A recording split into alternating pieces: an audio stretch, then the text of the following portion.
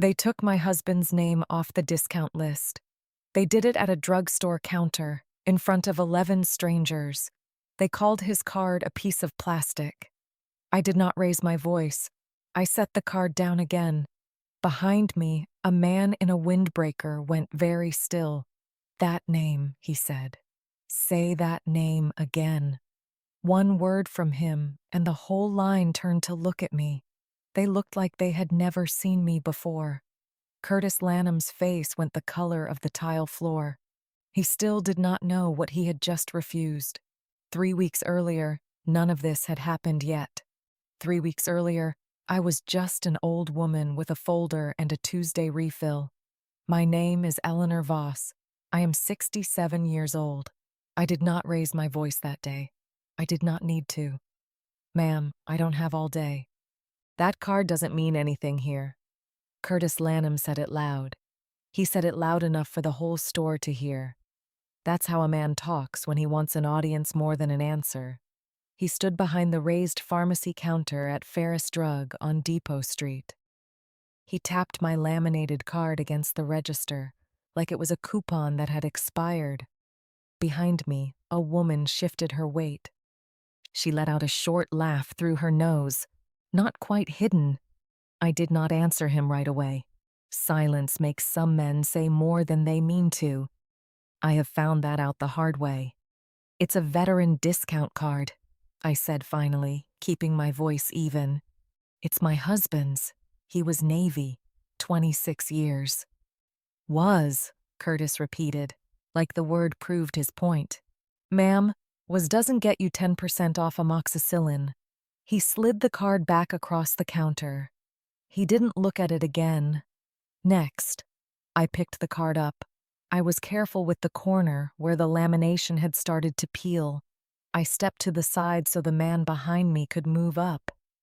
I did not say anything else. I have buried a husband, a mother, and a brother.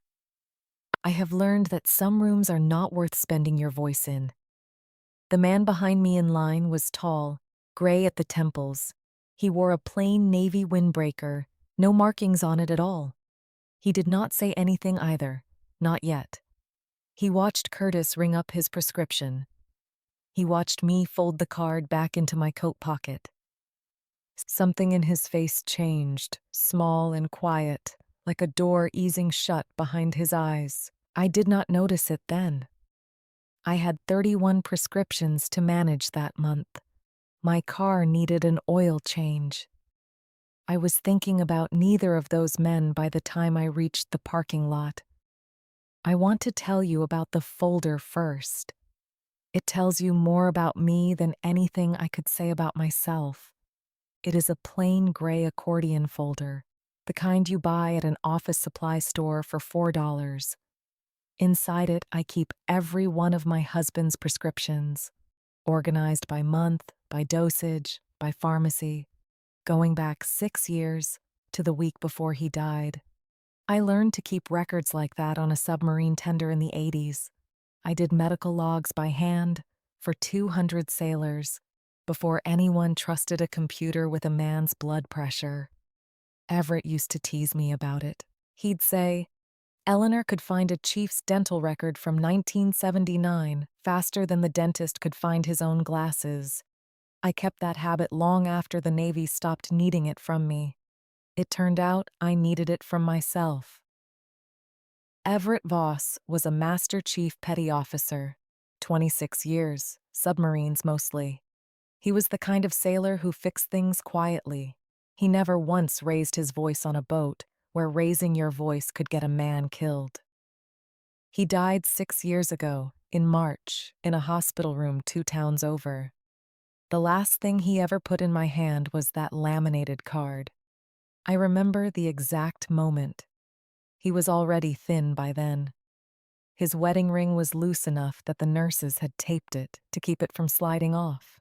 He reached into the drawer of the little rolling table. He pulled out the card like it weighed something. "Take this," he said.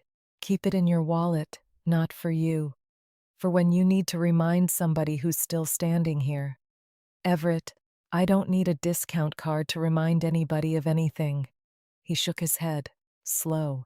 That's how he moved when he wanted me to actually hear him, instead of just agreeing to make him rest. That's not what it's for, Eleanor. Not really. He tapped the card twice with one finger. Take care of the ones who forget to ask. That's the whole job. Somebody's got to remember that, after I'm gone. I did not understand what he meant then. I thought he was talking about grief, about me learning to ask for help instead of doing everything myself the way I always had. It took me longer than I would like to admit to understand he meant something much larger than that. Cedar Hollow, North Carolina, is not a big town, 20 minutes off the back gate at Camp Lejeune.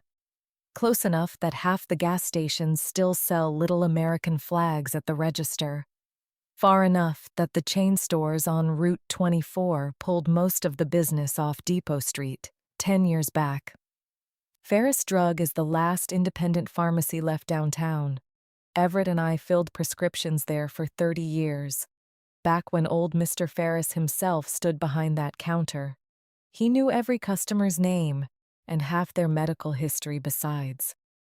Curtis Lanham bought the store 2 years ago. I did not know him well. I knew he was younger, early 40s, quick with a smile when a regional rep came through, quicker to sigh when an elderly customer took too long counting change. I did not know, that Tuesday, that he was 3 months behind on the loan he'd taken to buy the place. I did not know a regional pharmacy chain had already sent someone quietly asking around town about the property. I did not know every discount he waved off was, to him, a number on a spreadsheet he was terrified of. I only knew he had called my husband's card a piece of plastic in front of 11 people, and that I had let it go without a word. That evening, I sat at Everett's old workbench in the garage. It's the one place in the house I had not rearranged since he died. His tools still hung on the pegboard, in the shapes he'd drawn around them in marker, so he'd always know where to put them back. I keep his citation framed on the wall above the bench, the one from his last command.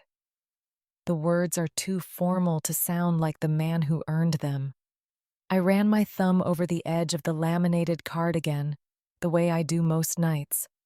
I thought about the man in the Navy windbreaker who had watched the whole thing happen and said nothing. I did not know his name yet.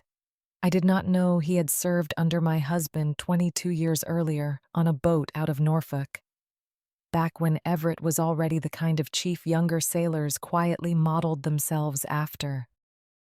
I did not know he had lost his own wife 18 months before. I did not know he had started coming to Ferris Drug, not because it was closer, but because the walk past the old hardware store and the shuttered movie theater reminded him of a version of Cedar Hollow that still made sense to him. I only knew that something about the way he'd gone still in that line had stayed with me, the way a held breath stays with you, even after the other person has let it out. The garage still smells faintly of motor oil and cedar. I have never managed to explain that combination to anyone who didn't know Everett. It always struck me as exactly right for him, practical and warm at once. I sat there that evening longer than I meant to, past the point where the light through the small side window had gone from gold to gray. I traced the outlines of his tools with my eyes, the way you trace the shape of a face you've memorized so completely you no longer need to look directly at it. I thought about the word Curtis had used, piece of plastic. I turned it over in my mind, the way I turn over any insult that lands somewhere tender. Not because I believed it, because I wanted to understand exactly why it had cut the way it had. It was not the word itself, it was the casualness of it. The ease with which a man could dismiss 26 years of service with 4 careless words, tossed across a counter like loose change. Everett never once, in 39 years, spoke about his own service that way. Not even to me. not even in his worst moments of pain near the end. He spoke about it the way you speak about weather you've simply learned to live inside. Matter of fact, unboastful, present tense even in memory. I understood, sitting in that garage, that the card in my pocket was never really about a 10% discount. It was the last physical proof I carried that his years of quiet service had actually happened, that they had mattered to somebody besides me. Mattering to somebody is most of what any of us are really asking for when we set a laminated card down on a stranger's counter and wait to see if they'll actually look at it. I want to be honest about something. I was not thinking that first week about revenge. I do not think in those terms. My husband did not raise me, exactly, but he shaped 39 years of my life. One thing he never did, not once, in all that time, was chase down a man who had wronged him. He corrected mistakes. He filed the right paperwork. He waited for the truth to arrive on its own schedule. It almost always did. So when I went back to Ferris Drug the following Tuesday for my regular refill, I was not planning anything.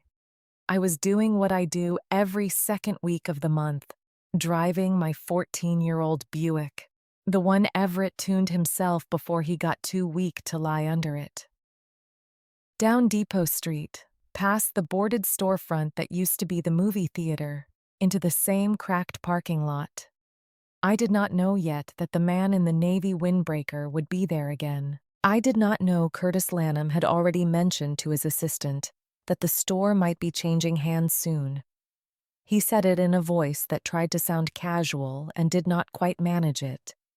I did not know about the regional buyer circling, or the loan payment sitting unpaid in a drawer behind that register, or the fact that Curtis's own father once, a long time ago, had needed exactly the kind of help my husband's fund had quietly built, its whole reason for existing around. I only knew I still had the card in my coat pocket. I intended to use it again, the same quiet way I always had. Because Everett had told me to. Because 39 years of marriage to a man like that teaches you that quiet is not the same thing as small.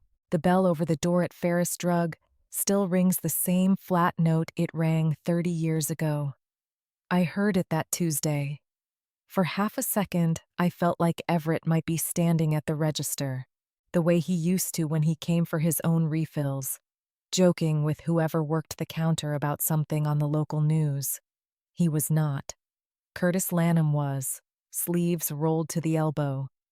A coffee cup with a chain logo sat by the register, even though the chain hadn't opened a location in Cedar Hollow yet. I filed that detail away without meaning to.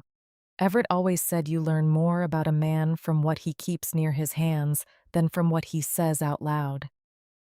The man in the navy windbreaker was there again, 3 people ahead of me picking up a blood pressure prescription. I watched him hand his insurance card to Curtis's assistant, a young woman named Priya, who did most of the actual work behind that counter, while Curtis paced and took calls in the back.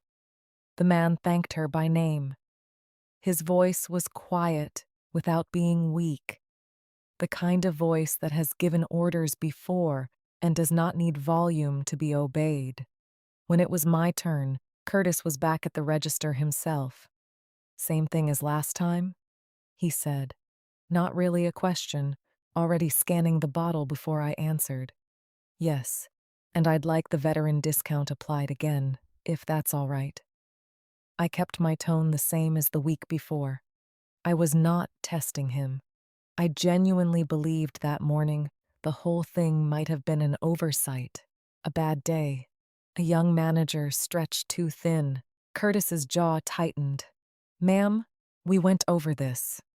That discount is for veterans, not spouses." He said the word spouses like it left a bad taste. "He earned it for 26 years, I said. "I don't think a person stops earning something because they've passed away. That's not how the program works." He slid the bottle across without meeting my eyes. I can't just hand out discounts because somebody's got a sad story and a laminated card, or I'd be giving this whole town's medication away for free. Behind me, I heard the same woman from the week before. A different day. The same tired impatience in her voice, muttering something to her friend about people trying to get something for nothing. I did not turn around.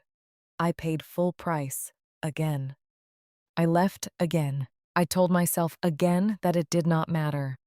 It was in the parking lot that the man in the navy windbreaker caught up to me. "Ma'am." He said it carefully, like he wasn't sure I'd want to be stopped. "I don't mean to intrude. I noticed what happened in there. Both times." I looked at him properly for the first time. Up close, he had the kind of weathered, steady face you see on men who spent decades outdoors in uniform, squinting at horizons other people never had to think about. There was a small tattoo just visible at his wrist, an anchor faded with age. "It's all right," I said. "It's a small thing." It didn't look like a small thing to me. He held out his hand. "Owen Priest. I retired out of the Navy a few years back. Command Master Chief, Eleanor Voss." I shook his hand. His grip was gentle. Strong men's grips often are, as if they've learned that strength doesn't need to prove itself on a handshake. Something in his face shifted at my name, small enough that I almost missed it. The way a man's expression moves when he's trying to place a name he's heard before and can't quite locate the memory. "Voss," he repeated. "That's your husband's name too?" "Was. He passed 6 years ago. Everett Voss." He was quiet for a moment, longer than the pause usually takes in a parking lot conversation between two strangers. "I'm sorry for your loss," he said finally. It sounded like he meant it, in a way that went beyond politeness. "I lost my wife a year and a half ago myself. Cancer. I understand something about that particular kind of quiet." We stood there a moment in the lot, two people who had both learned to carry grief without letting it show in public. Neither of us pushed the conversation further than it wanted to go that day. "That pharmacist," Owen said eventually, nodding back toward the store. "He's got a mouth on him." "He's young," I said, "and I think he's under more pressure than he lets on." Owen raised an eyebrow slightly. He didn't ask how I knew that. He simply said, "Doesn't excuse rudeness to a widow trying to fill a heart prescription." Something in the way he said widow, gentle but with an edge underneath it, told me he'd noticed more about me in 2 brief encounters than most people noticed in years. I did not tell him about the card that day. I did not tell him about the fund, or about Everett's last words in that hospital room, or about the pin on my coat that most people never asked about. I simply thanked him for his kindness and drove home in the Buick, past the shuttered movie theater, thinking about the way his face had moved when he heard my husband's name. I would learn later that Owen Priest had served on the same submarine tender as Everett, 22 years before that parking lot conversation, back when Owen was a young petty officer and Everett was already the chief that everyone, officers included, quietly deferred to. I would learn that Everett had once pulled Owen aside after a mistake that could have ended his career. Instead of writing him up, Everett spent 3 weekends teaching him the procedure properly. He told him only, "Everybody gets one, don't waste it." I would learn that Owen Priest had never forgotten that. Not in 22 years. Not through 2 more deployments, a marriage, a retirement, and a wife's funeral. But that Tuesday, all I knew was that a kind stranger had noticed an unkindness and said something about it. That felt, for a day or two, like enough. It was 3 days later that I first noticed Curtis Lanham's mood had curdled into something sharper than simple rudeness. I had come in for a small errand, a birthday card for my niece from the rack near the register. I overheard him on the phone in the back office, the door not quite closed all the way. I told you, the numbers will be right by the end of the quarter, he was saying, voice tight. I don't need you sending somebody around asking my staff questions. This is still my store. A pause. I know what the note says. I signed it. I know what it says. Priya, ringing up my card at the register, glanced toward the back office, then quickly back at me. The way people do when they've overheard something they wish they hadn't. She did not say anything, and neither did I. But I filed that conversation away in the same part of my mind where I keep exact dosages and exact dates. The part of me that has never quite learned how to let a detail go unexamined. I did not know yet what the note was, or who was calling, or why a man who owned his own small drugstore would speak on the phone in a voice that sounded less like a business owner and more like a man standing at the edge of something. I only knew, driving home that afternoon, that Curtis Lanham's cruelty at that counter had never really been about me at all. Somehow that made it both easier and harder to forgive. The following week, the Cedar Hollow Courier ran a small item on page 4, the kind of local business note most people skip past on their way to the obituaries. I almost skipped it too. But the headline caught my eye because it named the street I'd been driving down twice a month for 30 years. Depot Street Pharmacy faces uncertain future as regional chain expresses interest. The article was short, 3 paragraphs, mostly quotes from a county economic development officer about changing retail patterns and opportunities for modernization. But one sentence near the bottom stopped me cold. Sources indicate the pharmacy's current owner, Curtis Lanham, is behind on payments to First Cedar Bank, which holds the note on the property. First Cedar Bank. I knew that name. Everett and I had banked there for 3 decades. More importantly, First Cedar Bank was the same institution that had, for years, quietly processed the disbursements for a small fund Everett helped establish back in 1988. A fund most people in Cedar Hollow had never heard of, because it was never meant to be heard of. I sat at the kitchen table with that newspaper for a long time that morning, the coffee going cold in front of me. I thought about the phone call I'd overheard, about Curtis's tight voice saying I know what the note says, about a young man's pride, standing directly in the path of the one thing that might actually help him. I want to explain what the fund was. Until that morning, I had never had a reason to think about it in the context of anyone but the families it had already helped.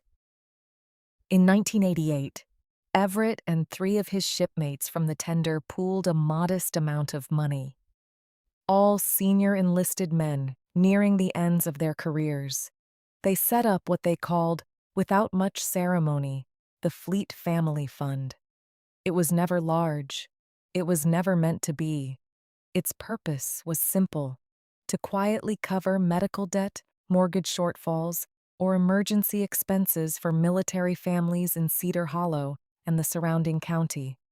Families who had, as Everett put it, fallen through every other net available to them. Over the years, as the founding members passed on one by one, the responsibility for administering it narrowed. After our old friend Walter Sumner died 4 years ago, I was the last one left. The sole trustee, the bank's paperwork called me.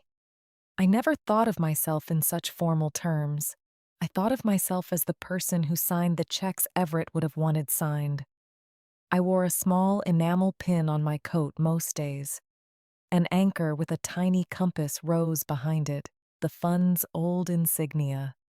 The founders had it made at a jeweler in Jacksonville who did work for half the base. Almost no one ever asked me about it.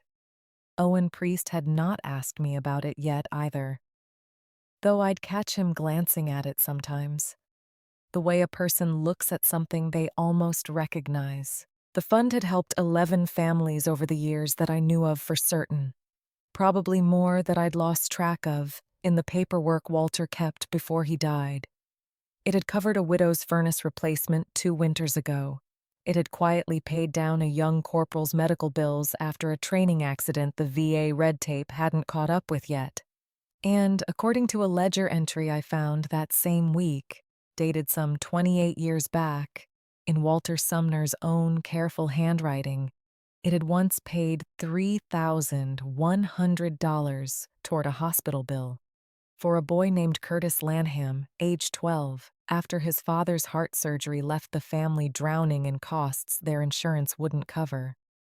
I read that line 4 times before I believed it. I do not know if young Curtis, standing behind that pharmacy counter 30 years later refusing his own community's veterans a 10% discount, had any memory of that bill, or whether he'd been too young to understand where the relief came from, or whether his family had simply never told him. I only knew, sitting at my kitchen table with Walter's ledger open in front of me, that the universe has a particular sense of timing I have never fully understood and have long since stopped trying to argue with. I did something that week I had not planned to do. I still am not entirely certain what possessed me to do it. Walter's old ledger listed a contact name beside the Lanham entry, a woman named Diane Lanham, presumably Curtis's mother, with a Cedar Hollow phone number crossed out and a Florida area code written beside it in a different pen, added sometime later. I do not know if Walter meant it as a way to track the family, in case the fund ever needed to follow up, or simply as an old man's habit of never letting a name go fully cold.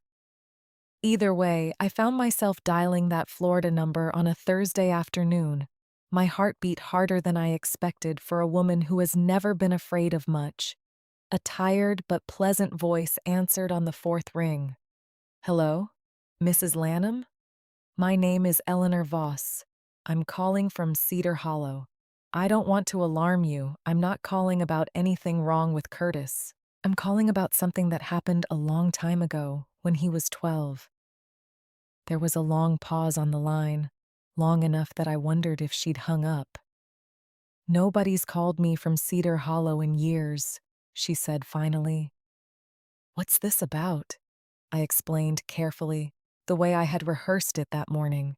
About the fund, about Walter Sumner, about the $3,100 that had once quietly covered part of her husband's heart surgery bill when their insurance refused to pay the difference.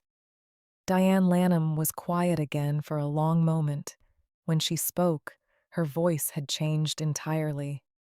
Thinner, closer to tears. "I always wondered," she said. "The hospital told us the balance had been settled by a third party. When I called to ask who, they said they couldn't disclose that information. I used to lie awake wondering who in the world would do something like that for strangers and never say a word about it." She let out a small, broken laugh. "I named it The Miracle in my head for years. My husband never wanted to talk about it. I think it embarrassed him, needing help like that." "That sounds like most of the men in this town," I said gently. "My husband was one of the 4 who started that fund. He passed away 6 years ago." "I'm sorry for your loss," Diane said. And then, after a pause, "Does Curtis know about any of this?" "Not yet," I said, "but he will, soon. I wanted you to know first, since you carried that fear alone for so long, without ever getting to put a name to the kindness." We talked for almost half an hour after that, about Curtis as a boy, about the surgery, about how frightened they'd all been that year, about how Diane had eventually moved to Florida after her husband passed, unable to stay in a town so thick with memories of that terrible winter. She asked about Curtis now, whether he seemed happy, whether the pharmacy was doing well. I found myself unable to fully answer either question honestly, without giving away more than I was ready to give a woman I'd never met. "He's working very hard," I said instead. That was true, and for that moment, enough. Before we hung up, Diane asked me to tell Curtis she loved him the next time I saw him, and to tell him she was sorry she couldn't be closer. that her knees didn't travel the way they used to. I promised her I would find a way to pass that along, though I did not yet know how or when the moment would present itself. I did not go charging back to Ferris Drug with that ledger the next day. That is not how Everett taught me to handle things. It is not how I am built. Instead, I did what I have always done when something matters. I got quiet and I got thorough. I drove out to the county records office on a bright, ordinary Wednesday. The kind of day nothing world-changing is supposed to happen on.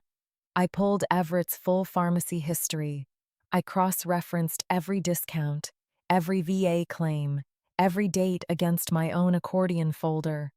I wanted to be sure that if I ever said a single word to Curtis Lanham about that card again, every figure I said would be exactly, provably correct.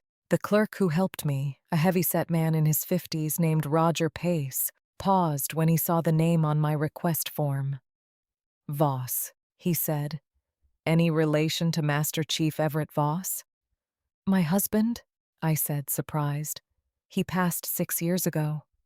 Roger's face softened, in a way I'd come to recognize over the past weeks. The particular expression of someone once touched, in some small, unremarked way, by my husband's quiet insistence on doing the right thing without being asked. "He processed my discharge paperwork back in '91, Roger said. "I was young, scared, didn't understand half the forms I was signing. He sat with me for 2 hours after his shift ended, explaining every line, making sure I wasn't signing away benefits I didn't understand I had. Never once acted like it was an inconvenience. He slid the folder of records across the counter. "You tell people about that fund of his?" "Not usually," I said. "It's not really meant to be talked about." "Maybe it should be a little more," Roger said. "A quiet reputation can still do a lot of good if the right people know where to point somebody in trouble." He tapped the folder once, the way men in this town do when they want a gesture to carry more weight than the words around it. "You let me know if you ever need anything pulled quickly, Mrs. Voss." "Any time." I thanked him and carried the folder to my car. I sat for a moment in the parking lot before starting the engine, struck again by how far Everett's quiet decency had traveled, without him ever intending it to travel anywhere at all. It occurred to me, driving home that afternoon, that the fund was never really the only inheritance he'd left behind. The way he'd treated a frightened young sailor in 1991, the way he'd mentored a nervous petty officer in 1998, the way he'd handed a scared newlywed like me a stack of medical logs and trusted me to keep them honest for 30 years. All of it had planted small, patient seeds across 3 decades of this county. Seeds still growing 6 years after his death into people willing to help a stranger simply because someone had once shown them how. I called the fund's attorney, a soft-spoken man named Harlan Beck, who had handled Walter's estate and now handled the fund's small legal affairs. I asked him, carefully, what the process would look like if a small local business, one clearly eligible under the fund's original charter, ever needed to apply for a hardship review. "They'd need to ask," Harlan told me over the phone, "not unkindly. That's always been the hard part, Eleanor. Most people who need it are too proud or too embarrassed, or they don't know it exists. Everett used to say that was the whole tragedy of the thing. The fund can't find you. You have to find it."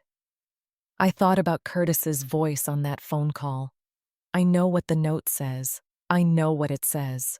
A man who already knew, down to the dollar, exactly how much trouble he was in. He had no idea that 11 feet away, every second Tuesday, refusing an old woman's discount, sat the one person in Cedar Hollow who could have handed him a way out, if only he had ever thought to ask instead of sneer. I went back to Ferris Drug the following Tuesday anyway. Same time, same errand. the accordion folder in my bag and the ledger, folded twice, tucked into an inside coat pocket where the pin sat just above it. I was not planning a confrontation. I want to be clear about that.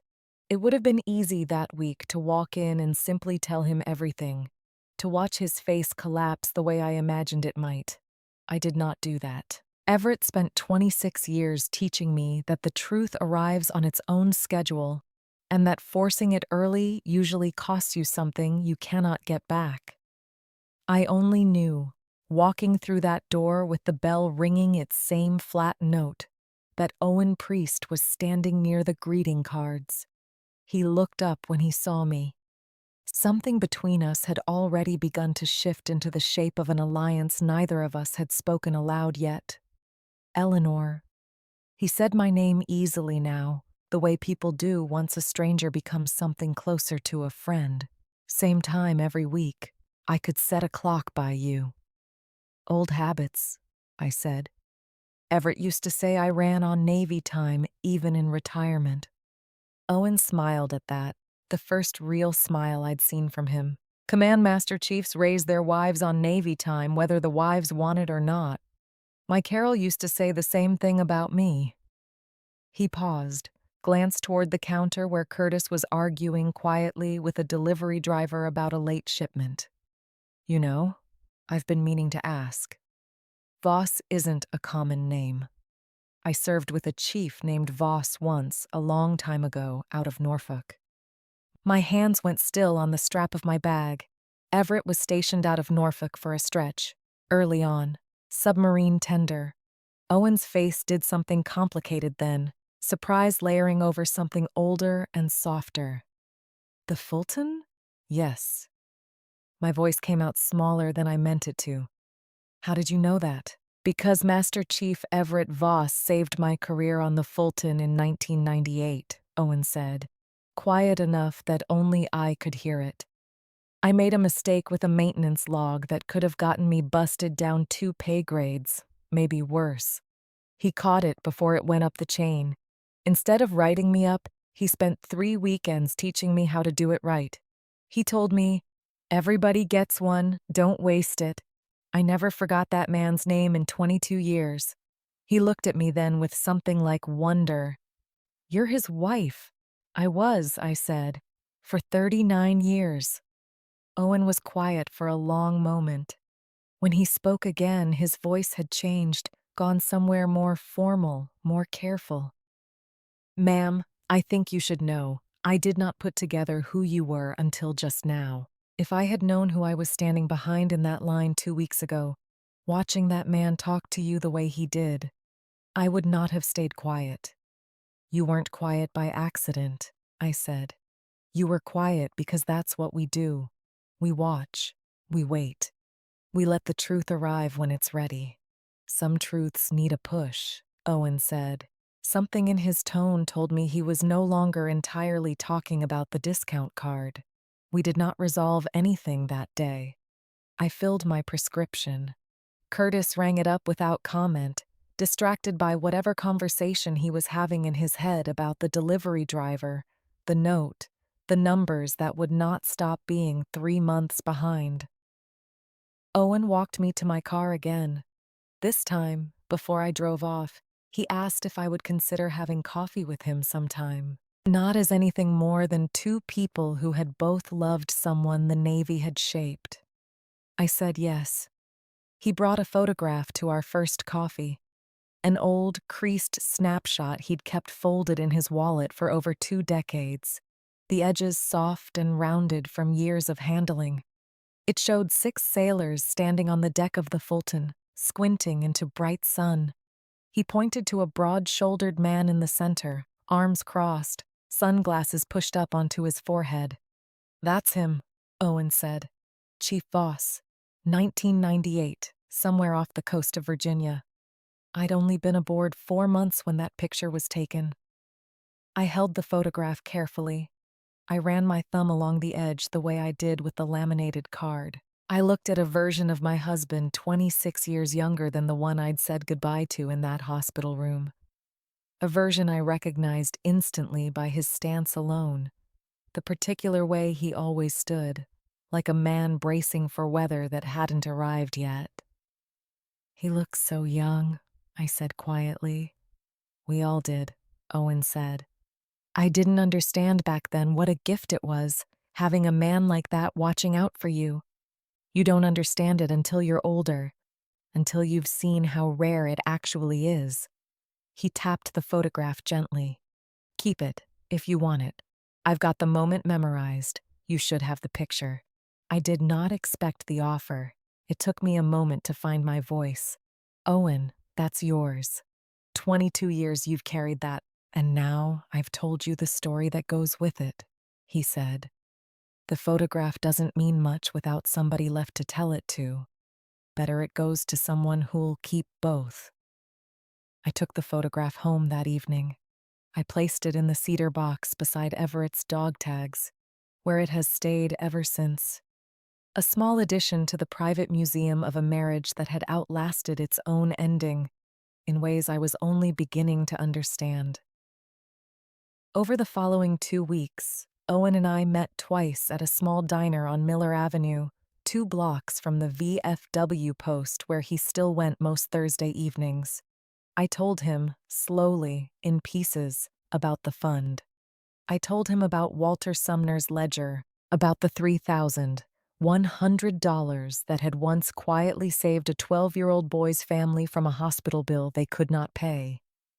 I did not tell him yet that the boy had grown up to be the man refusing my card at that counter, though I suspect, by the second cup of coffee, he had already guessed. "You're not planning to tell him," Owen said, not quite a question. "Not until he's ready to hear it," I said. "Everett used to say some doors have to be knocked on from the inside." Owen turned his coffee cup slowly on its saucer. "That man is drowning, Eleanor. I've seen it in his face every time I've been in that store.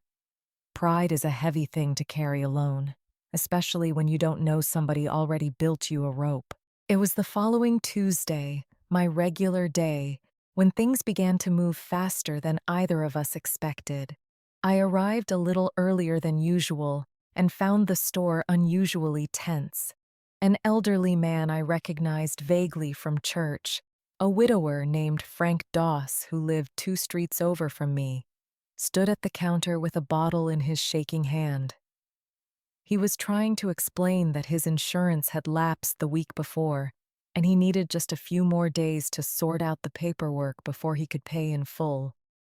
"I can't just give away medication because your paperwork's a mess," Curtis snapped, loud enough that the whole store turned to look, the same way they had turned to look at me weeks before. "I have a business to run. I'm not a charity." Frank's hand trembled harder around the bottle. "I've been coming here 40 years, son. Since your daddy's daddy owned this building, before you were even born." "That's not my problem," Curtis said. Something in his voice cracked slightly, not with cruelty this time, but with something closer to panic. The sound of a man who has run out of room to maneuver and is lashing out at whoever happens to be standing in front of him. Owen, who had come in behind me, stepped forward before I could. "I'll cover it," he said simply, pulling out his wallet. "Ring it up under my account, and we'll sort the insurance out later." Curtis looked at him, startled, some of the panic draining out of his face and replaced by something like shame. "You don't have to do that." "I know I don't," Owen said. "I'm doing it anyway." Frank thanked him 3 times on his way out. The store slowly returned to its ordinary rhythm, but I noticed the way Curtis's hands shook slightly as he rang up the next customer, the way his eyes kept drifting toward the back office where, I suspected, another call from First Cedar Bank or the regional buyer's representative was waiting on his voicemail. That evening, Owen called me at home, his voice low and urgent in a way I had not heard from him before. "I did some asking around today," he said. "Talked to a fellow I know who works loans at First Cedar. Curtis Lanham is more than 3 months behind. The bank's been patient because his father was well-liked in this town, but patience runs out. There's a regional chain, some outfit out of Raleigh, already made an offer to buy the note itself if Curtis defaults. If that happens, Ferris Drug closes inside of 90 days and reopens as something with a corporate name on the sign. And Curtis knows this. Curtis knows all of it, Owen said. That's why he's been so short with everybody. He's not a cruel man by nature, Eleanor. I think he's a frightened one wearing cruelty like a coat because he doesn't know what else fits. I sat with the phone against my ear for a long moment. I looked at the framed citation on Everett's workbench through the kitchen window. I thought about a line he'd said to me once, years before either of us knew we'd need it. Some men build walls because nobody ever showed them a door. I think it's time, I said finally, that somebody shows him the door. I called Harlan Beck the next morning.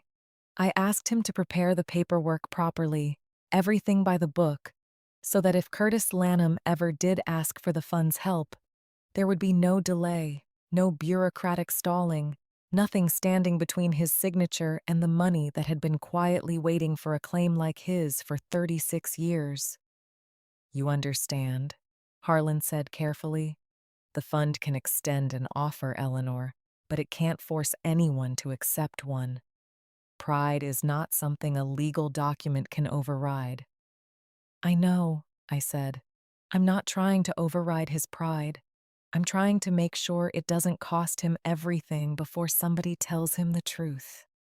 Harlan drew up the hardship review application that week, along with a formal letter on the fund's letterhead, citing the original 1988 charter and the specific clause covering small businesses owned by families the fund had previously assisted. He mailed a copy to my house. I sat at the kitchen table one more time with that letter unopened in front of me, the same table where I'd first read Walter Sumner's ledger. I decided I would not open it until the moment came when opening it would matter. I want to tell you about the days that followed, because they were quieter than you might expect, given what was coming. I kept my regular Tuesday visits to Ferris Drug. Curtis kept being short with me, though something in his sharpness had begun to soften into something closer to exhaustion. Once, ringing up my refill, he actually looked at me for a full second before saying, quiet enough that Priya didn't hear it, "You come in here every single week, don't you?" "Every second Tuesday," I said. "Same as I have for 30 years. He almost said something else. I watched the words gather behind his eyes and then retreat. That's how a man's pride sometimes strangles a sentence before it can leave his mouth. He rang up my total instead. Full price, no discount. I paid it without comment, the way I always had. Owen and I kept meeting for coffee. He told me more about the Fulton, about the young petty officer he'd been, about the particular kind of fear that comes from almost losing everything you've worked for because of one clerical mistake, about the particular kind of gratitude that never quite leaves a man once someone has quietly saved him from that fall. I began to understand, listening to him, why Everett's fund had mattered so much to the small circle of men who built it. It was never really about the money. It was about the specific, terrifying loneliness of being the one person in a room who thinks nobody would help them if they asked, and being wrong about that. He reminds me of myself at that age, Owen said one afternoon, stirring sugar into coffee he didn't really want, convinced that asking for help is the same thing as admitting defeat. It took your husband 3 weekends to convince me otherwise, and even then it took years before I really believed it. Everett had a gift for that, I said, making people believe they were still standing on solid ground, even when they'd already started to fall. He'd have known exactly what to say to Curtis, Owen said. I keep thinking about that. What would Chief Voss say to a scared kid drowning behind a pharmacy counter? I thought about it too, more than I let on. I thought about the accordion folder, the pin on my coat, the unopened letter in the kitchen drawer. I began to understand that Everett's answer, if he were still here, would not have been a private word in a back office. It would have been exactly what he always did on that boat, all those years ago. He would have let the truth arrive in front of witnesses. A lesson learned in private is easy to unlearn. A truth spoken out loud in front of a room tends to stay where it lands. The regional buyer sent a representative to Cedar Hollow that week. A brisk woman in a gray blazer spent an afternoon walking the length of Depot Street with a clipboard, photographing storefronts, including Ferris Drug's faded awning and the crack running the length of its front window. Priya told me about it in a hushed voice while ringing up my refill the following Tuesday, glancing nervously toward the back office where Curtis was, once again on the phone. "He's not eating lunch anymore," Priya said quietly. "He just sits back there with the numbers. I don't think he's slept right in weeks." "Does he have anyone he can talk to about it?" I asked. "Family, a friend, anybody?" Priya shook her head. "His dad passed a few years back. His mom moved to Florida. I don't think there's anybody left in this town who Curtis thinks would actually help him if he asked. He's too proud to try the bank again and too scared to admit it to anybody who might actually care." I did not tell Priya about the letter in my kitchen drawer, or the ledger entry with young Curtis's name in Walter Sumner's careful handwriting, or the fact that the very person he thought would never help him had, in fact, already helped him once, 30 years earlier, without either of them ever knowing the other's name. I only thanked her, took my bag, and walked out into the parking lot, where Owen was waiting. Leaning against his truck, arms crossed, watching the regional buyer's representative photograph the awning from across the street. "She's measuring the windows," he said, disgust plain in his voice. "Like the man still standing behind that counter, and she's already picking curtains." "Then it's time," I said. "Not next week. Not when it's convenient. The next time he refuses that card, I'm going to let it happen exactly the way it wants to happen." Owen looked at me for a long moment, something like respect settling into his face. "You've been planning this the whole time, haven't you? Quiet as a submarine." "I haven't been planning anything," I said. "I've been waiting for the truth to arrive on its own schedule. Everett taught me that waiting isn't the same thing as doing nothing. Sometimes it's the hardest work there is. And if he refuses the card again next Tuesday, then you'll know exactly what to say," I told him. "And I'll know exactly what to do after you say it." That night, for the first time in 6 years, I took the unopened letter from Harlan Beck out of the kitchen drawer. I set it on the table beside Everett's laminated card.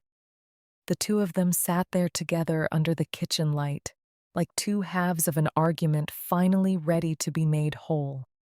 I did not open it yet, but I no longer felt the need to keep it closed out of fear. I felt instead the particular calm of a woman who has done everything correctly and is simply waiting for the last domino to find the ones already standing in line ahead of it. The days between that decision and the following Tuesday moved slower than any I could remember, the way the last stretch of a long deployment always moved slower for Everett than the months before it, or so he used to tell me. I busied myself with small things. I reorganized the accordion folder for no reason at all, since nothing in it had changed. I dusted the citation above the workbench twice. I caught myself more than once, standing at the kitchen window looking out at nothing in particular, the letter and the card still sitting together on the table where I'd left them. Owen called twice that week, once just to talk.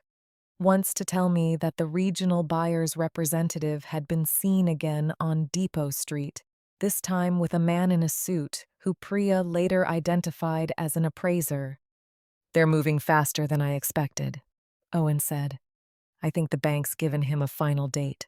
I don't know exactly when, but Priya says Curtis has been coming in at 6 in the morning and staying past close, going through the books line by line like he's looking for a mistake that isn't there." "There isn't a mistake," I said. There's just a man who's 3 months behind and doesn't know help exists. Not for much longer, Owen said.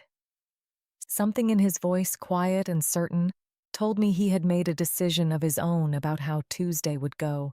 I did not ask him what he meant.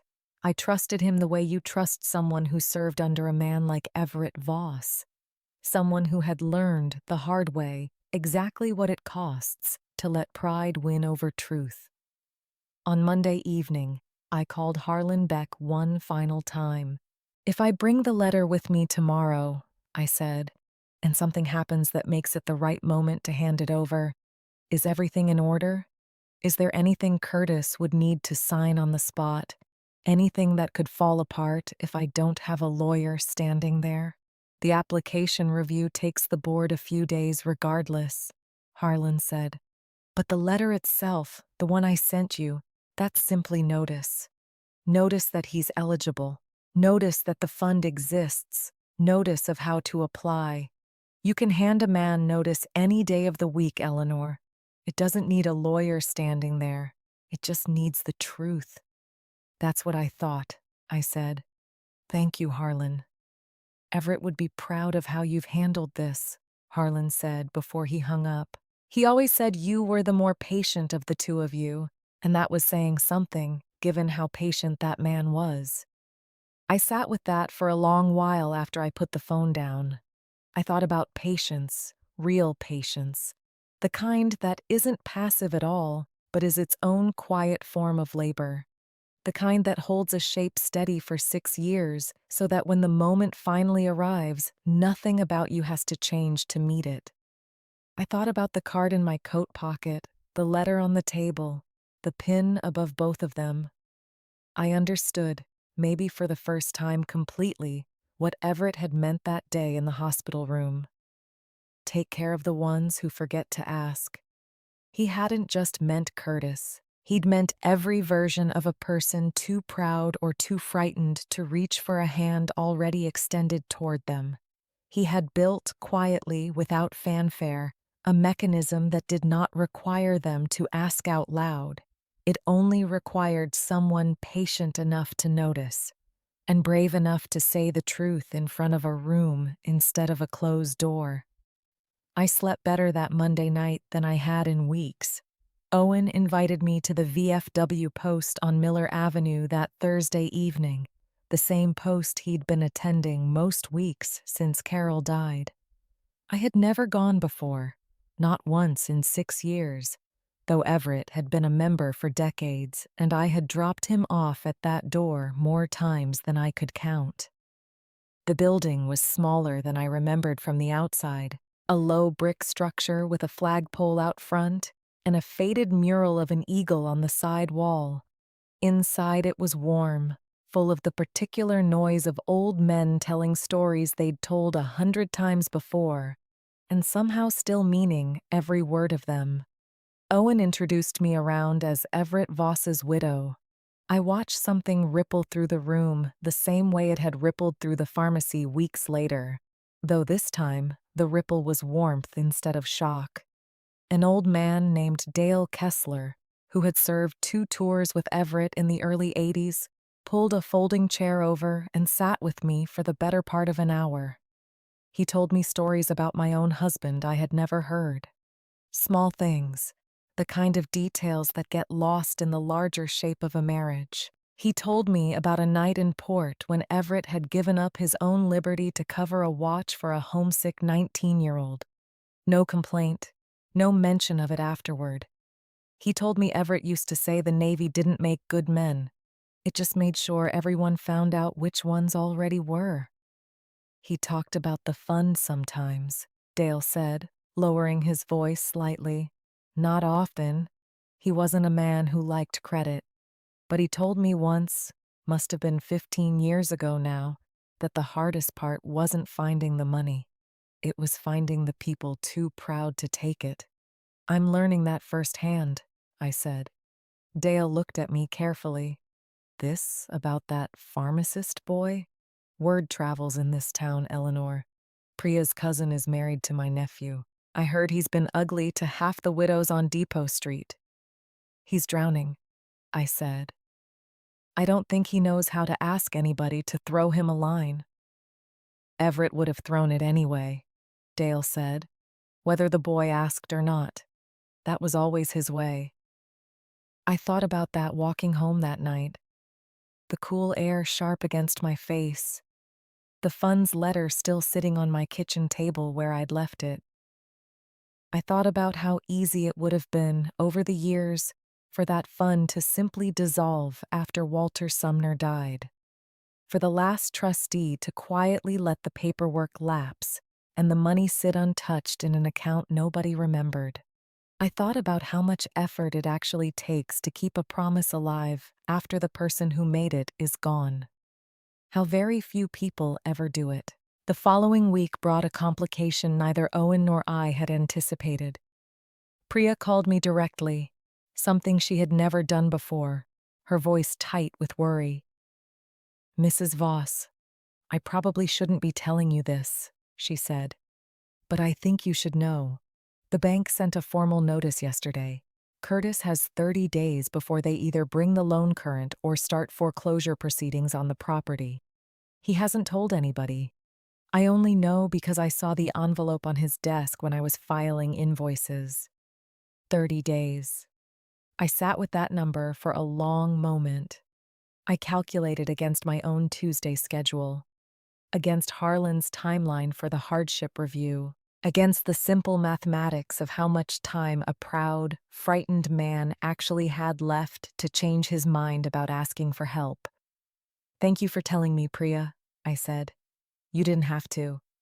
"He's not a bad person," she said, echoing what Owen had told me weeks before, the same defense offered by two people who worked closest to Curtis and saw past the sharpness to whatever was underneath it.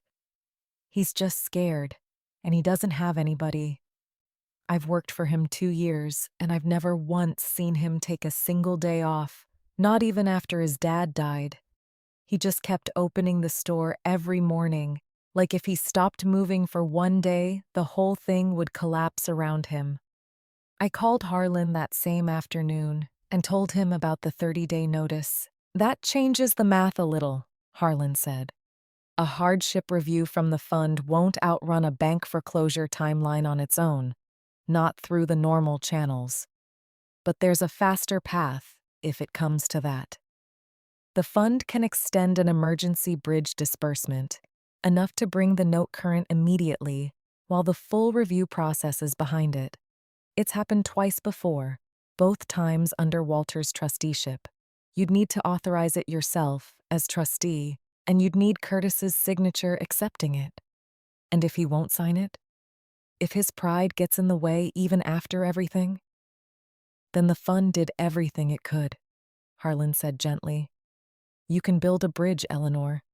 You can't force a man to walk across it." I drove that evening to the small cemetery on the edge of town where Everett is buried, something I do less often than I probably should.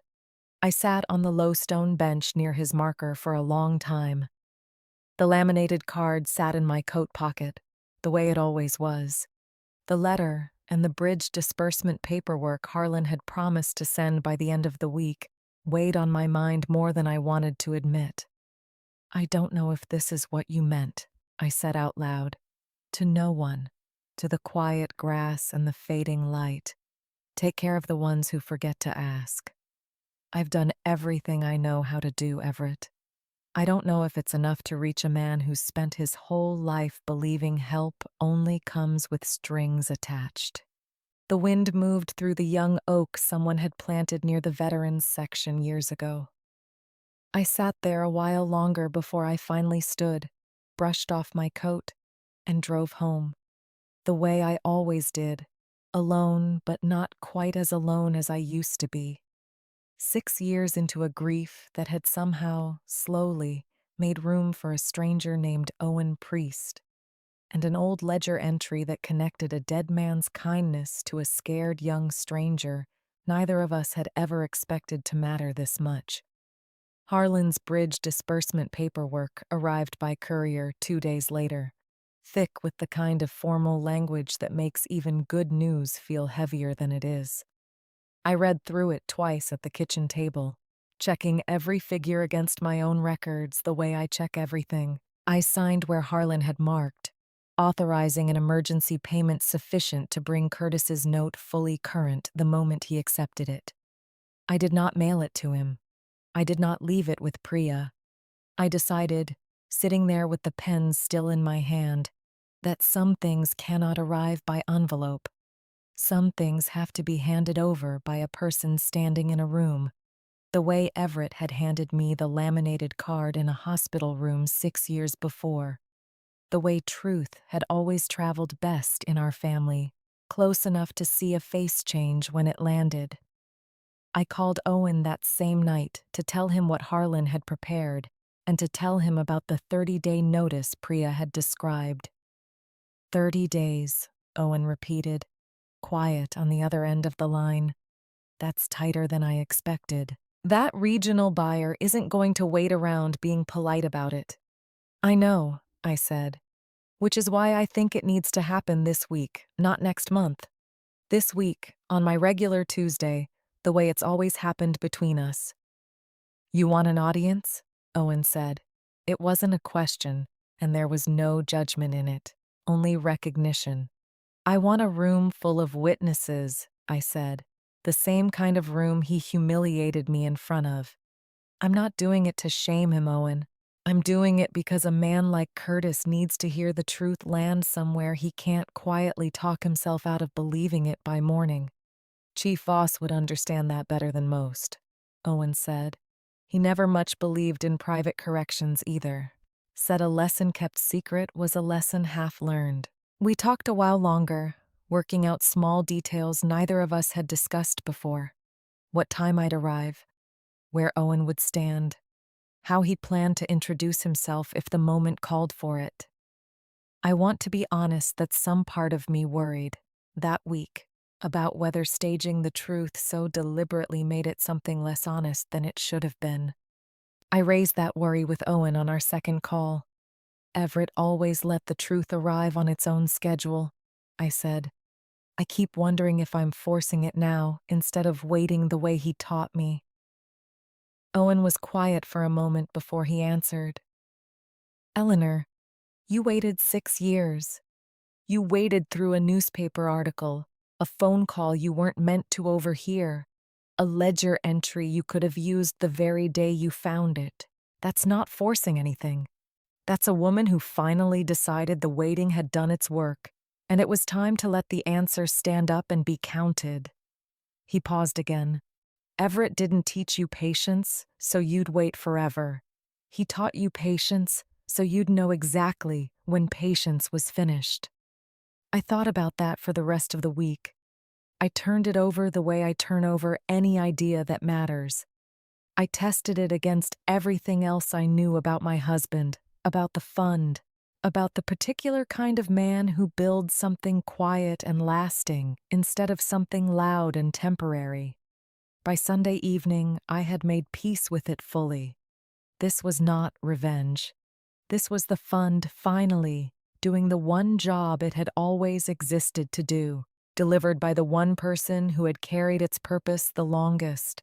I spent Monday preparing in small, careful ways. I reread Walter Sumner's ledger one final time. I memorized the exact figure, $3,100, the date, the details of Curtis's father's surgery, so that when I spoke the number out loud, it would carry the weight of certainty rather than the softness of approximation. I called Harlan one last time to confirm the bridge disbursement paperwork was ready to be handed over the moment it was needed. Not mailed, not filed, but physically ready, in an envelope I could carry myself. I also, that Monday, did something I had not done in 6 years. I opened the small cedar box where I keep Everett's other personal effects, the things too private even for the workbench. I found, tucked beneath his old dog tags and a photograph from our wedding, a second smaller card, one I had forgotten entirely existed. It was handwritten, not laminated, Everett's own careful block print on a plain index card, dated the same month he set up the fund with Walter and the others. The Fleet Family Fund exists because somebody once helped us when we had no way to pay them back. This is how we pay them back. Find the ones who forgot to ask. I sat on the floor of our bedroom closet for a long while holding that card. I understood for the first time the full shape of what my husband had built, not as an act of charity handed down from someone secure to someone struggling, as a debt being repaid across decades, passed hand to hand, family to family, quietly, without ever once demanding credit for itself. I understood, finally, completely, why he had chosen those exact words to give me in that hospital room. Take care of the ones who forget to ask. It was never a suggestion. It was an inheritance. Dale Kessler called me that same Monday evening. He'd heard, through Priya's cousin's husband, the same small-town chain of gossip that seemed to reach every corner of Cedar Hollow within a day of anything happening, that something was building toward a head at Ferris Drug. I don't want to overstep, Dale said carefully, but if you're planning what I think you're planning tomorrow, some of us from the Post would like to be there, not to make a scene, just to stand with you the way Everett would have stood with any of us. I hesitated only a moment. Part of me wanted to keep tomorrow small, contained, just myself and Owen and whatever truth needed saying. But another part of me, the part that had spent 30 years understanding what it meant to belong to a community built on service and quiet obligation, recognized that Dale's offer was itself an extension of exactly what Everett had built the fund to represent. I think Everett would like that very much, I said. Just don't make it a spectacle, Dale. This isn't about humiliating anybody. It's about a truth that's waited long enough. Understood, Dale said. We'll just be customers, same as always. Buying our aspirin, minding our business, same as any Tuesday. I laughed quietly, for the first time in what felt like weeks. Somehow I don't think anybody will believe that's all you're doing. Probably not, Dale admitted, but we'll try to look convincing. I did not sleep much that Monday night, not from anxiety exactly, but from the particular restlessness of a person standing at the edge of a long-delayed conversation, turning over every possible way it might unfold. I thought about Curtis as a boy I had never met, 12 years old, watching his father wheeled into surgery, not understanding yet how close his family had come to losing everything twice over, once to the illness and once to the bill that followed it. I thought about how strange it was that the same fear, financial and hidden and shameful in a small town that prizes self-reliance above almost everything else, had shaped both the boy and, now, the man he'd become. I thought, too, about Owen, about the particular gift of finding, at 67, a friendship built on something as specific and unlikely as a shared debt to a dead man's kindness.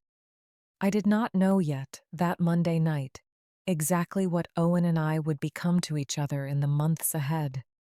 Only that something steady had settled into the space grief had left behind, and that Everett, I suspected, would have approved of it more than I might have expected from a man who rarely spoke of what came after him.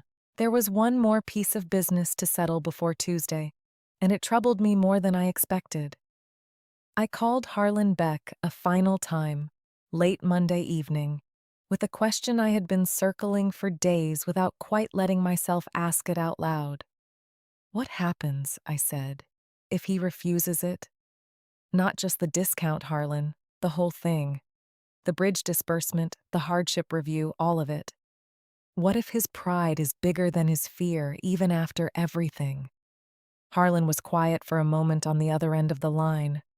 Then he loses the store, he said simply. The bank forecloses, the regional chain buys the note, and Ferris Drug becomes something else with somebody else's name on the sign. That's the honest answer, Eleanor.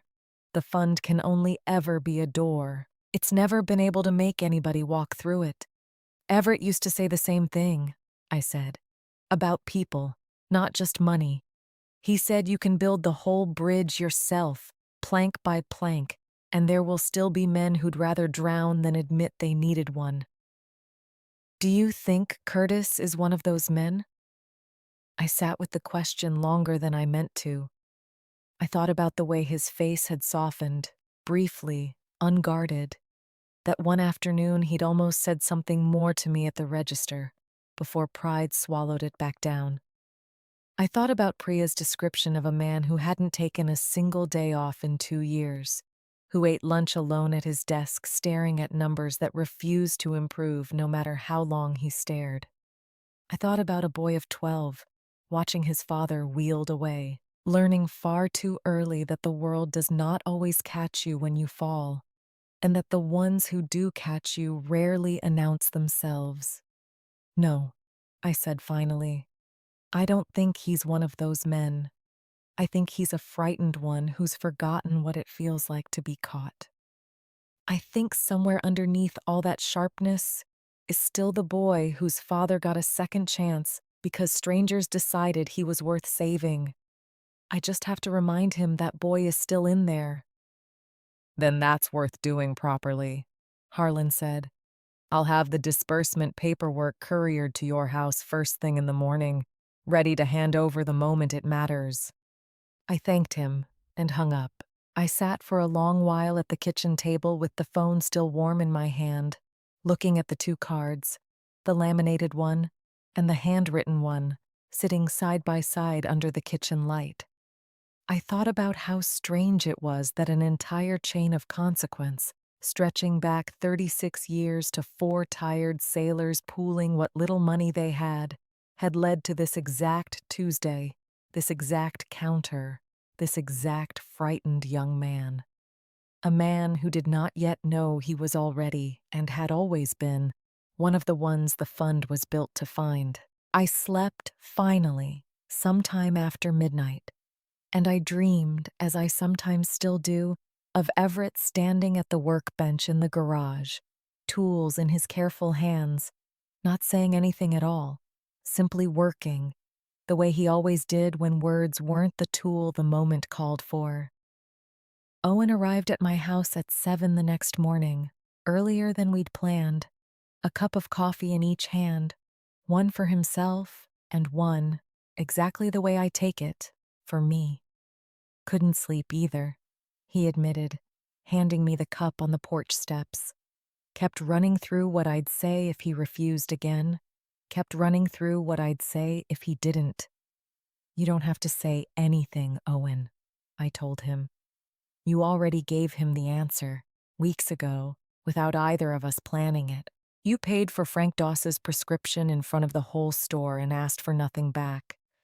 That's the same lesson Everett taught you 30 years ago, just handed forward to somebody who needed to see it happen twice before he'd believe it.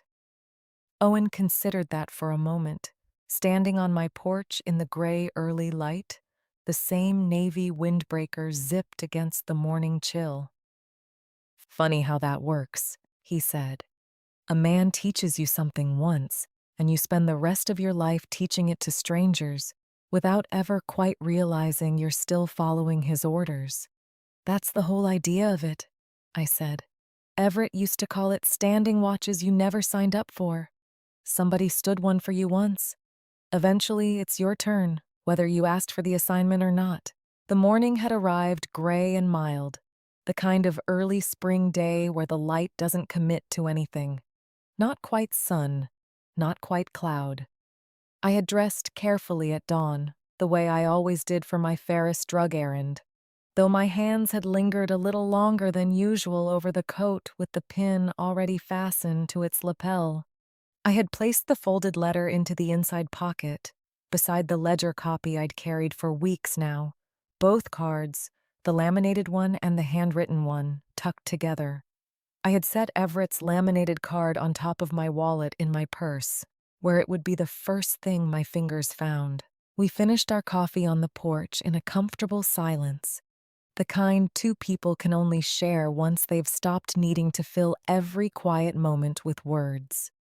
Then Owen headed for his own truck, while I took the 14-year-old Buick, the one Everett tuned himself before he got too weak to lie under it. We drove separately down Depot Street, past the boarded movie theater, past the hardware store with its faded open sign, arriving within minutes of each other in the same cracked parking lot I had pulled into every second Tuesday for 30 years. Owen's truck was already there when I parked. He was leaning against the tailgate, arms crossed, wearing the same navy windbreaker he'd worn the very first day, though today it seemed to sit differently on him, straighter somehow, the posture of a man who has decided something and is simply waiting for the moment to arrive. "You ready?" he asked, as I came around the front of the car. "I've been ready for 6 years," I said. "Today's just the day it happens to matter." The bell over the door rang its same flat note as we walked in together, and for a moment, just a moment, the whole store seemed to hold its breath the way a room does right before something true is about to be said out loud in it. There were 9 or 10 customers scattered through the aisles, more than the usual Tuesday crowd. A mother with a toddler in the cold and flu section. 2 men in county utility uniforms waiting near the register. An older couple comparing prices on vitamins. Near the greeting cards, unmistakably casual in their stillness, Dale Kessler and 2 other men I recognized from the VFW post, pretending to study a rack of birthday cards none of them intended to buy. Curtis stood behind the counter, sleeves rolled, the same chain logo coffee cup by the register, dark circles under his eyes that hadn't been there a month before. Priya worked beside him, quiet, watchful. I stepped into line behind the utility workers, Owen a pace behind me. I let the line move the way it always did, unhurried, ordinary, until it was my turn. "Afternoon, Mrs. Voss," Curtis said. Something in the way he said my full name, rather than just ma'am, told me the weeks between us had worn a small groove of familiarity into his voice, even if nothing else about him had softened. "Afternoon, Curtis." I set the prescription bottle on the counter. Then I reached into my purse and set the laminated card beside it. The same motion I'd made every second Tuesday for longer than either of us wanted to count. He looked at the card. He looked at me. For one long moment, I watched something pass behind his eyes, something that looked almost like it might tip toward kindness, toward the small mercy of simply letting the discount go through without another word. Then his shoulders squared. The old defense rose back into place, the way it always had, pride doing the only job pride knows how to do when a man is drowning and cannot let anyone see the water. "Ma'am, I don't have all day," he said, and his voice carried, the same way it had that very first Tuesday, loud enough for the whole store to hear. "That card doesn't mean anything here." The words landed exactly as they had the first time. For half a second, I felt the old sting of it, the public smallness of being dismissed in front of strangers. But this time, I did not step aside. This time I simply looked at him, and I said, quietly, "It meant something to a boy named Curtis Lanham once, age 12, $3,100 toward his father's heart surgery, paid in full, no questions asked, by a fund most people in this town have never heard of." The store did not go silent all at once. It went silent the way water goes still, a ripple at a time, moving outward from where the stone dropped. The mother with the toddler looked up. The utility workers stopped talking. Priya's hand froze over the register. Curtis's face drained of color, the same color the tile floor had gone in the version of this moment I'd imagined for weeks. Except now it was real, and there was nothing satisfying in watching it happen. Only a kind of tired sorrow for a young man who had spent 2 years being ashamed of a debt he never should have carried alone. "What did you say?" he said, barely above a whisper. Before I could answer, Owen stepped forward, Something about the way he moved, unhurried, deliberate, made the whole store turn to watch him instead. He walked to the counter and set his own hand flat beside my card. Then he did something I had not asked him to do, had not expected, had not planned for even in the version of this moment I'd rehearsed alone at my kitchen table. He came to attention, not a casual straightening of the shoulders, a full, formal, parade ground attention, heels together, chin level, the posture of a man who had spent 26 years learning exactly how much weight that stillness could carry. "That card," Owen said, his voice carrying now with a different kind of authority, belonged to Master Chief Petty Officer Everett Voss, United States Navy. 26 years of service, final command aboard the submarine tender Fulton out of Norfolk, Virginia. I served under that man. He saved my career in 1998 when I made a mistake that should have ended it, and he never once asked for anything in return. He paused. He let the words settle into the quiet store like sediment finding the bottom of still water. This woman standing in front of you is his widow, and the sole trustee of the fund that fed your family when you were 12 years old and had no way of knowing where the help came from. Nobody laughed. Nobody moved. Not one person in that store said a single word for what felt like a very long time. Curtis stared at the card on the counter, then at me, then at Owen, still holding his attention like a man standing watch. Something in his face began to come apart, slowly, the way ice breaks not all at once, but in a long, spreading crack that finds every weak point at the same moment. "That's not," he started, then stopped. "That's not possible. My mother never told me who. She just said a fund. She never said a name. It was never meant to have a name attached to it," I said, gently now, all the old sting gone out of my voice. "That was the whole point. Somebody's got to remember the ones who forget to ask, Curtis. My husband built that fund so nobody would ever have to know whose hand reached out to catch them." I reached into my coat and withdrew the folded letter. I set it on the counter beside the card, beside his own trembling hand. "This is notice," I said, "from the fund's attorney.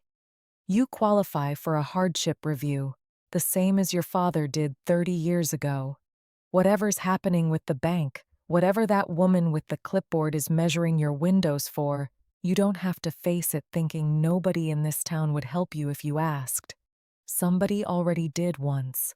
All you have to do is ask again."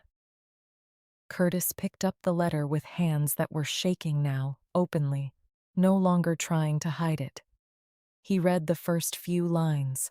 I watched his jaw work, watched him fight the same battle every proud man fights when the truth finally arrives, heavier than his pride can carry alone. "I called you a piece of plastic," he said, so quietly it was almost lost under the hum of the refrigerated case behind him. "In front of everybody. Twice." "You did," I said. "Why didn't you just tell me? Weeks ago. Why let it go this far?" "Because the truth needed to find you the way it found me," I said. "In its own time, in front of witnesses, so that when it landed, you'd believe it. A private apology in a back office is easy to forget by Thursday. This," I gestured, small, toward the quiet store, toward Owen still standing at attention beside me. "This you won't forget." Owen finally released his stance, though something in his posture stayed straighter than before. He looked at Curtis with an expression that had shifted from formal recognition into something closer to the patience Everett himself used to carry. "Son," Owen said, "everybody gets one.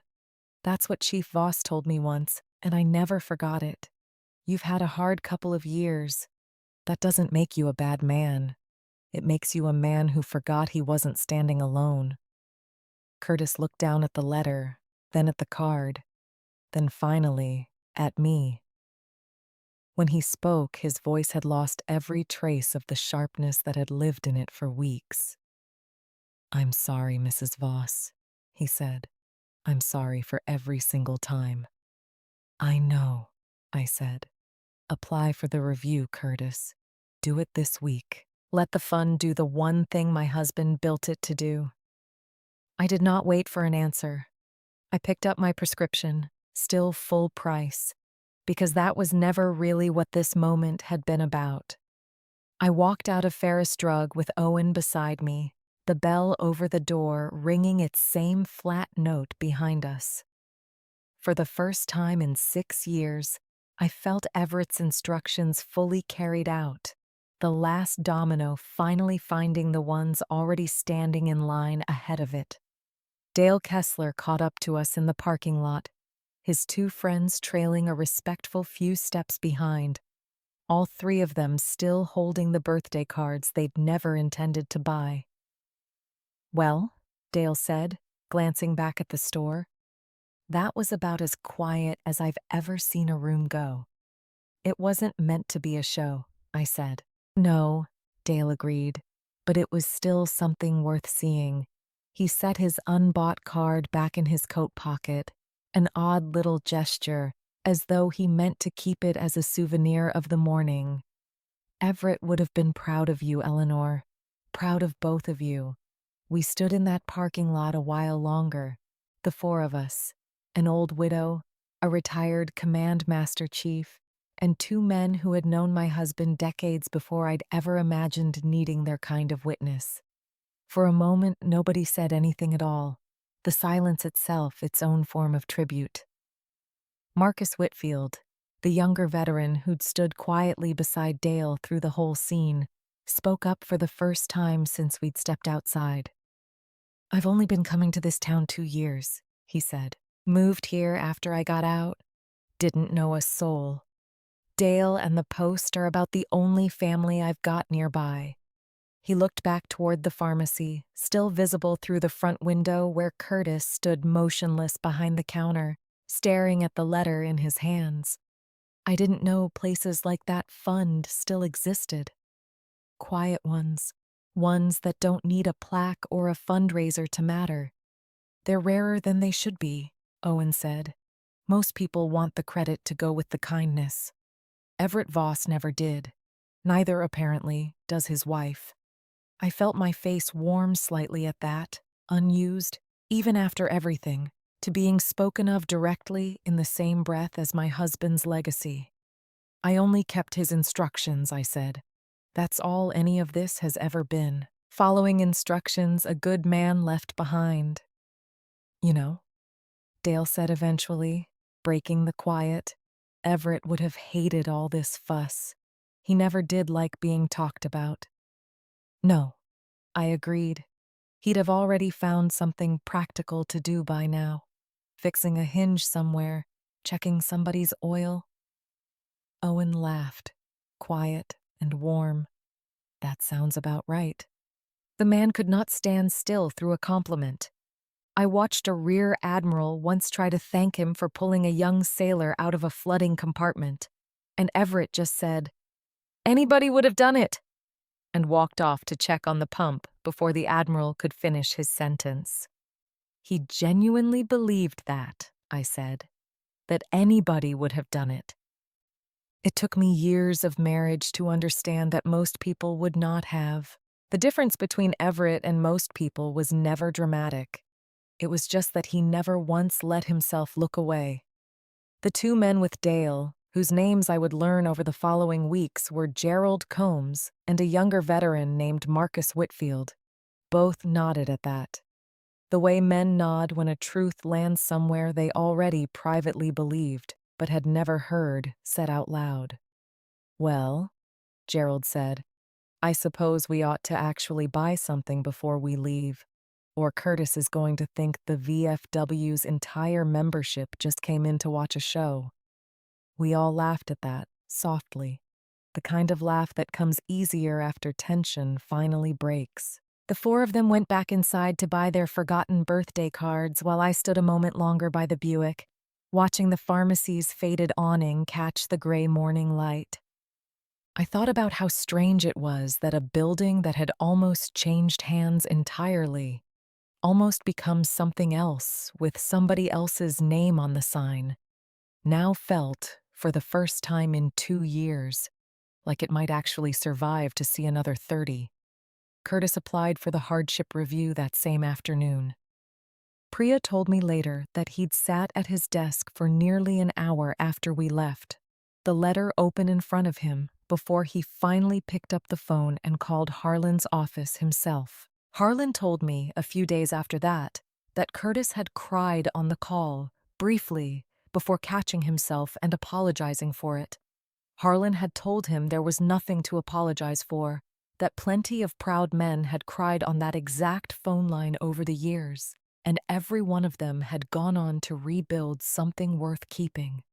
The bridge disbursement went through within the week, enough to bring the note at First Cedar Bank fully current, and buy Curtis the breathing room the full hardship review would need to process properly. The regional buyer's representative stopped photographing storefronts on Depot Street not long after. She'd apparently found an easier target 2 counties over. Some other struggling business without a widow quietly holding 36 years of insurance against exactly this kind of collapse. I went back to Ferris Drug the following Tuesday, the way I always had, and something in the store felt different the moment the bell rang over the door. Curtis looked up from the register. For the first time in 2 years, his face did not brace itself into the tight, defended expression I had come to expect. He looked instead like a much younger man than his 41 years, the way people sometimes look after they've finally set down something heavy they'd been carrying so long they'd forgotten it had a weight at all. "Mrs. Voss," he said, and this time there was no performance in it, no audience being played to. "I wanted to thank you properly, not just for the fund, for not telling me the easy way. I don't think I would have believed it if you had." "You're welcome, Curtis," I said. "How are the numbers looking?" "Better," he said. "Not perfect, but better. Harlan says the full review should clear by next month. And even without it, the bridge bought me enough room to actually breathe for the first time in 2 years." He paused, looked down at my prescription bottle already in his hand. Then, without my asking, without the card even leaving my purse, he rang it up at the discounted price and slid the receipt across the counter. "You didn't have to do that," I said, echoing without quite meaning to, the same words Owen had said to him weeks before. "I know," Curtis said. "I'm doing it anyway." I smiled at that, the small private smile of a woman who recognizes an old lesson landing exactly where it was always meant to land, passed from one man to another without either of them fully realizing the chain they were part of. Owen and I still meet for coffee most weeks, sometimes at the diner on Miller Avenue, sometimes on my porch with the 2 cups he still somehow always gets exactly right. He comes to Ferris Drug with me now most Tuesdays, not because he needs anything from the pharmacy most weeks, but because, he told me once, some habits are worth keeping even after the reason for them has changed shape. I have come to understand that grief does not close a door so much as it slowly, patiently, teaches you which doors are still worth opening. Frank Doss, the widower Owen helped that day with his lapsed insurance, has since become a regular at our Tuesday coffee table too, and Dale Kessler stops by often enough that Priya has started keeping his usual order memorized. Somewhere in all of it, without anyone quite planning it, a small circle of people who understood something about service and quiet obligation found each other again. The way scattered pieces of a fleet eventually find their way back to the same harbor. Frank stopped me in the diner one afternoon, about a month after everything at the pharmacy, and thanked me properly for the first time, though it had been Owen, not me, who'd covered his bill that day. "I know it wasn't your money," Frank said, setting his cane against the booth and lowering himself into the seat across from me. "But I heard, after, what all of it was really about. The fund, your husband, all of it. I wanted you to know it mattered, more than you probably realize. You don't owe me any thanks, Frank, I said. You've been coming to that pharmacy longer than Curtis has been alive. Maybe so, he said, but it's a different thing. Being helped without having to beg for it first. I spent 40 years telling myself I'd rather go without than ask anybody for anything. Your husband's fund, and you, and that fellow priest, you all reminded me there's another way to live that isn't half as lonely. He patted the table twice, an old man's gesture of finality, and reached for the coffee Priya's cousin, who worked weekends at the diner, had already started calling his order before he asked. Everett Voss sounds like he was a hell of a man. He was, I said. 39 years and I'm still learning things about him. Frank asked, before he left the booth that afternoon, whether the fund might still be accepting new families it hadn't found yet. He mentioned carefully a neighbor 2 doors down whose husband's diabetes medication had gotten too expensive for their fixed income to bear. I told him yes, of course, and asked him to have her call Harlan directly.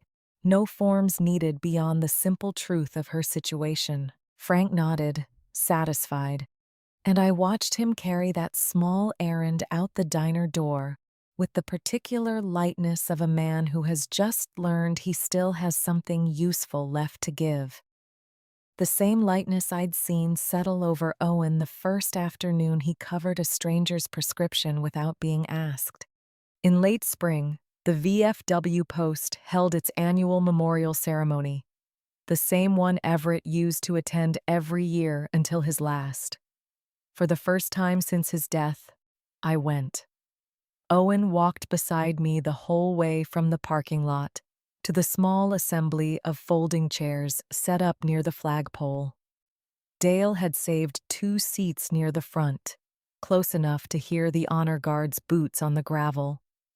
They read the names of the post's members who had passed in the previous year, though Everett had died 6 years earlier, long before Owen had ever arrived in Cedar Hollow.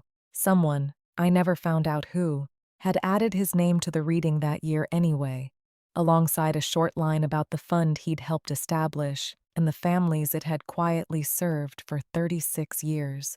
I did not expect to hear his name spoken aloud in that context. When it came, clear and steady over the small crowd, I felt something in my chest loosen that had been tight. I realized only in that moment, for longer than I had known. Owen reached over and took my hand, briefly, the way you steady someone standing at the edge of something. Neither of us said anything about it afterward, because there was nothing that needed saying. I finally found the right moment to pass along Diane's message about 3 weeks after everything settled at the pharmacy, on an ordinary Tuesday when the store was quiet and Priya had stepped out for lunch. "Curtis," I said, setting my prescription on the counter, "I have something to tell you that isn't about the fund." He looked up, wary for a half-second out of old habit, before catching himself. "All right. I called your mother a few weeks back. Before everything happened here, I found her number in Walter Sumner's old ledger, and I wanted to make sure she knew the truth about that hospital bill too, the same as you."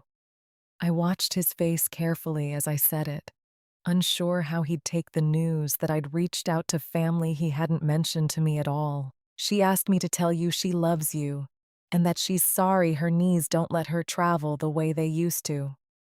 Curtis went very still, his hand pausing over the register. "You talked to my mother." I did. She's been carrying her own version of this mystery for 30 years, Curtis. She called it the miracle in her head, not knowing who to thank. I thought she deserved to know, the same as you. He was quiet for a long moment.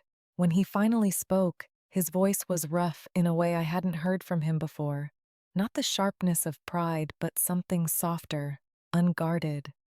"I haven't called her in almost 2 months. I kept meaning to, and then the store, the bank, all of it just ate up every hour I had." He shook his head slowly. She raised me alone after Dad died. I should call more. You should, I agreed gently. It's never too late to be the kind of son who calls his mother back, Curtis. Trust me, I've learned more about patience and second chances in the last 2 months than I learned in the previous 60 years combined. He nodded, still holding my prescription bottle. For a moment, neither of us said anything else.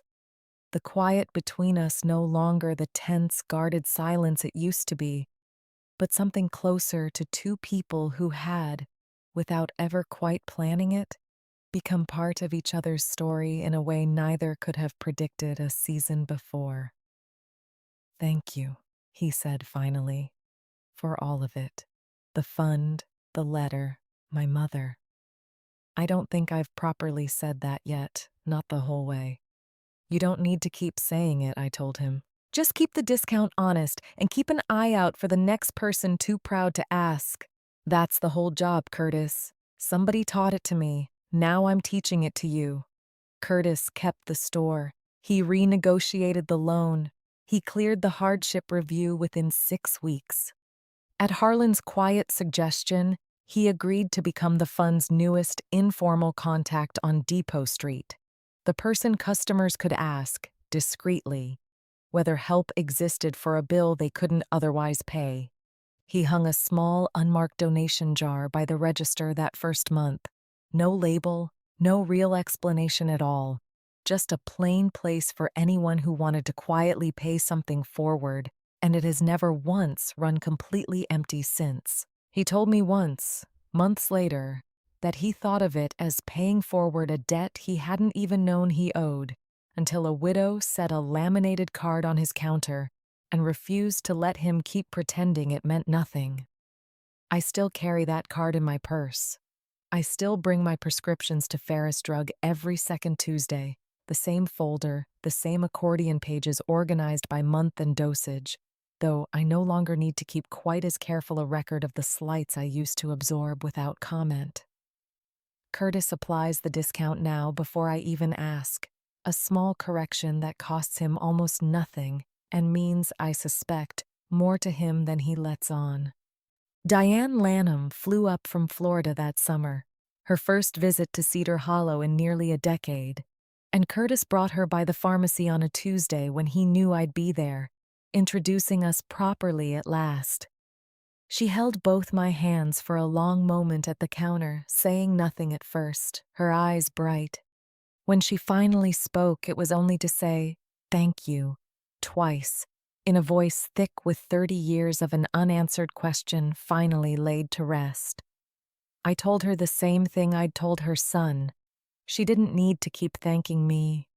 She only needed to remember, the next time she saw somebody drowning quietly and too proud to say so, that a stranger had once done exactly that for her family. It hadn't cost either of them a single word of gratitude in return, not until they were finally ready to give it. Diane stayed in Cedar Hollow 10 days that visit, longer than she'd originally planned. By the third day, she had already fallen into an easy rhythm with the town, walking Depot Street most mornings with Curtis before the store opened, stopping to chat with Roger Pace outside the records office, joining Owen and me for coffee twice at the diner on Miller Avenue, where Priya's cousin remembered her order by the second visit. The way small towns tend to absorb newcomers who arrive with the right kind of story attached to them. On her last afternoon, she asked if I would take her to the cemetery where Everett is buried. We stood together at his marker a long while, two widows of different wars and different decades, and Diane knelt slowly, arranging a small bouquet of grocery store carnations against the stone.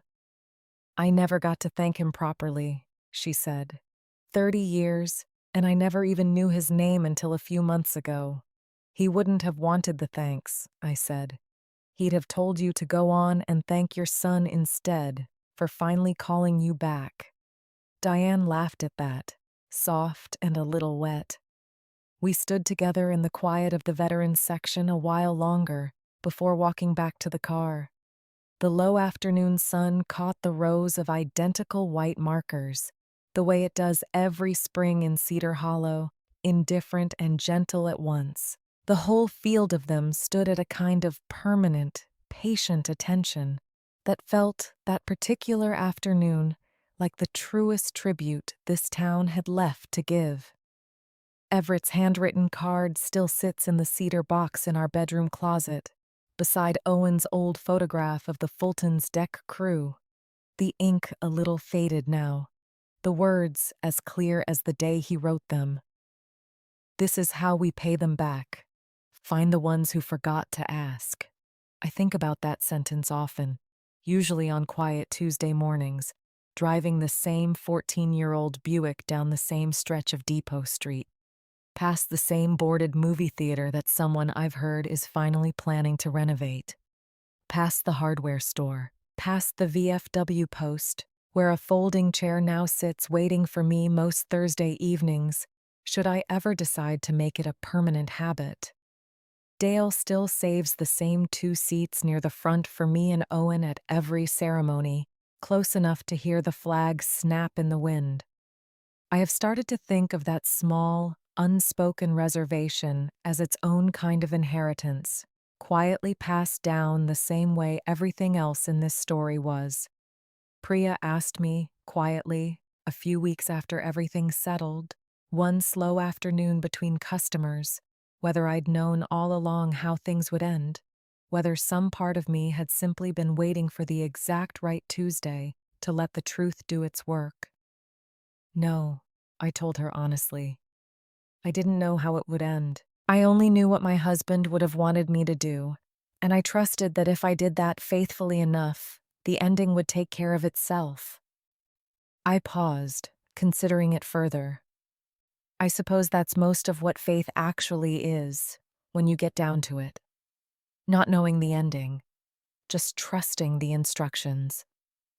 Priya nodded slowly, turning that over the way young people sometimes turn over an idea they suspect they'll need again someday, filed away for whenever their own version of a proud, frightened Tuesday finally arrives. She has since told me, more than once, that working the register at Ferris Drug feels different now, less like standing guard over a ledger and more like standing at a small, quiet door someone might eventually need help walking through. Owen still brings 2 coffees to my porch most mornings, one exactly the way I take it. Before I leave for Depot Street, I run my thumb once over the edge of that laminated card, then put it back in my purse and go.